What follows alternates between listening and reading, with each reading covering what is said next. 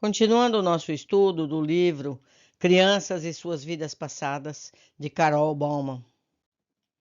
Manifestação ao longo do tempo. O esclarecimento de uma lembrança pode não acontecer de uma vez só. Na maioria dos casos, o processo se dá gradualmente. As lembranças podem surgir repentinamente durante um período de dias, semanas, meses e até anos. Seu filho pode falar sobre a vida passada uma vez e novamente um ano depois, e nunca mais falar. Ou pode ser uma dessas crianças que frequentemente se referem às suas vidas passadas durante uma conversa, pegando-nos sempre de surpresa. Como nunca sabemos se a criança acabou de expressar tudo o que precisa de sua lembrança, é preciso ter cuidado para não dizer nem fazer nada que possa desencorajá-la a trazer a lembrança à tona novamente. Se você quiser partilhar essa incrível história com parentes e amigos, seja discreto. Não dê muita ênfase, sobretudo diante da criança. Ela pode ficar desconcertada. Conheço casos de pais que, em seu entusiasmo ao contar a história a terceiros, fizeram com que as crianças ficassem desnorteadas por terem se tornado o centro das atenções, a ponto de negarem ter lembrado de uma vida passada. Protejam-nas também das críticas. Não fale desse assunto com parentes e amigos que você sabe de antemão que não acreditarão. Bastam algumas palavras desencorajadoras ou uma piadinha de escárnio para que a criança capte a mensagem de vidas passadas. São algo que os adultos consideram ridículo. Nesse caso, ela vai esconder. Alguns pais me perguntaram se achava correto tentar fazer a lembrança voltar a aparecer, ao invés de esperar que surgisse espontaneamente. A resposta é sim, se você o fizer delicadamente, sem pressionar a criança. Se a primeira lembrança espontânea foi breve, como costuma ser, talvez você não tenha tido tempo suficiente para prestar esclarecimentos ao seu filho, nem dar-lhe a segurança de que precisa. Ou após refletir sobre o que ele lhe disse, você pode ter percebido que ele não fechou um assunto importante. Esses são bons motivos para se tentar fazer a lembrança ressurgir, e não há nenhum risco nessa tentativa. Use seu instinto para determinar o melhor momento para fazer perguntas. Espere até que você esteja tranquilo e a criança relaxada, e ambos longe de fontes de distração. Então, quando você sentir o momento certo, relembre casualmente o que a criança disse em outra ocasião. Fale assim, por exemplo: lembra quando me falou da sua outra mãe? Faça com que saiba que está interessada no que ela disse e quer saber mais. Se a criança ainda lembra e for capaz de falar sobre o assunto, esse pode ser um empurrãozinho necessário para que a lembrança reapareça. Ela pode recomeçar a falar a partir do ponto em que parou, sem perder uma vírgula. Ou pode então querer falar sobre aquilo, ou não se lembrar. Se a criança agir como se não soubesse do que você está falando, ou disser que foi apenas um sonho, ou mudar de assunto, deixe estar. Não pressione. Se a porta não se mexe, não há por que possa fazer para forçá-la a abrir. Se não conseguir fazer seu filho falar mais sobre o assunto, pode encorajá-lo a expressar sua lembrança artisticamente. Para algumas crianças, expressar uma lembrança através de um desenho, através do seu lado direito do cérebro, é mais fácil do que por meio de palavras. Sugire que ele desenhe, pinte, encene através dos brinquedos. Mesmo que ele pareça ignorar suas sugestões, observe seus desenhos e brincadeiras. Se observar que ele está desenhando ou reencenando uma lembrança, mostre interesse pelo que está fazendo. Peça que lhe conte o que se trata. Isso pode reabrir o fluxo da memória. PS. Tome nota. Mantenha um registro das lembranças de vidas passadas do seu filho. Tome nota imediatamente após o acontecimento, enquanto ainda está fresco na sua mente. Registre tudo o que lembrar. As palavras que ele disse, a expressão do rosto, a linguagem corporal, sinais de emoções, o que você disse e as perguntas que fez, como você se sentiu, o que pensou enquanto testemunhava o acontecimento. Anote também o que você e seu filho faziam no momento, o que pode ter acionado a lembrança. Se ele falar mais de uma vez sobre a lembrança, suas anotações facilitarão a comparação entre as várias ocasiões, em busca de consistência e para registrar detalhes adicionais.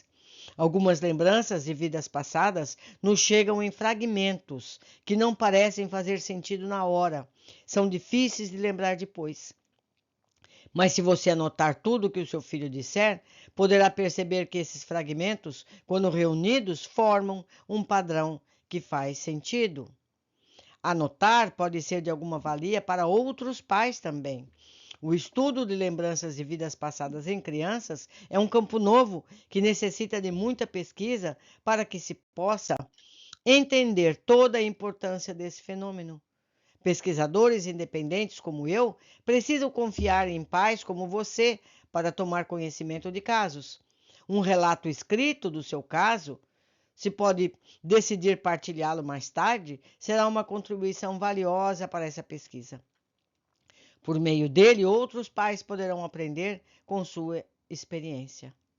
Guarde as anotações junto com os seus documentos mais valiosos. Quando o seu filho estiver crescido e tiver esquecido totalmente de sua lembrança de uma vida passada, o relato com as palavras exatas que ele proferiu mostrará o grau de percepção que ele tinha quando pequeno.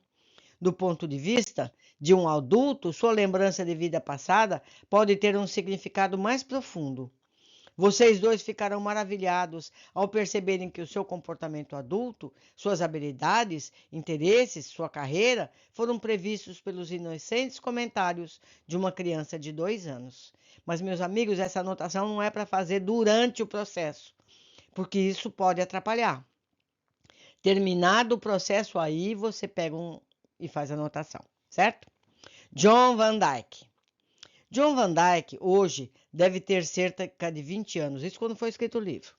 Aos 3 anos de idade, teve uma experiência de vida passada na cidade de São Francisco, em Assis, na Itália.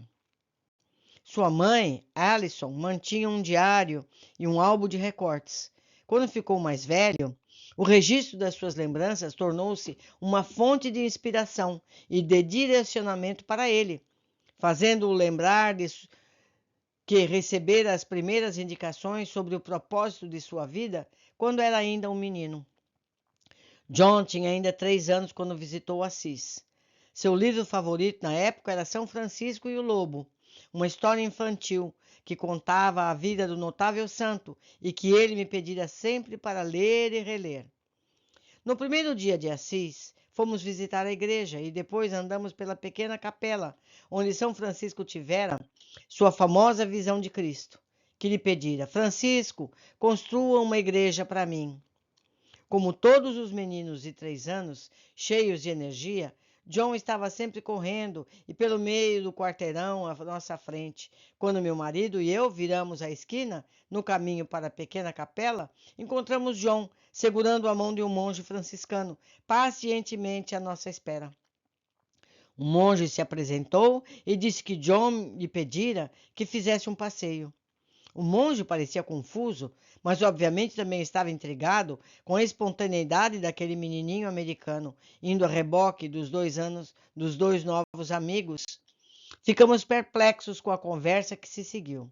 John começou o passeio pedindo para ver certas áreas da capela de que jamais ouvira falar. Era como se já estivéssemos estado ali. Quando chegamos à capela onde São Francisco tivera a visão, John ficou em silêncio por longo tempo, olhando fixamente para a imagem de Cristo. Uma atitude muito incomum para um menino agitado de 3 anos.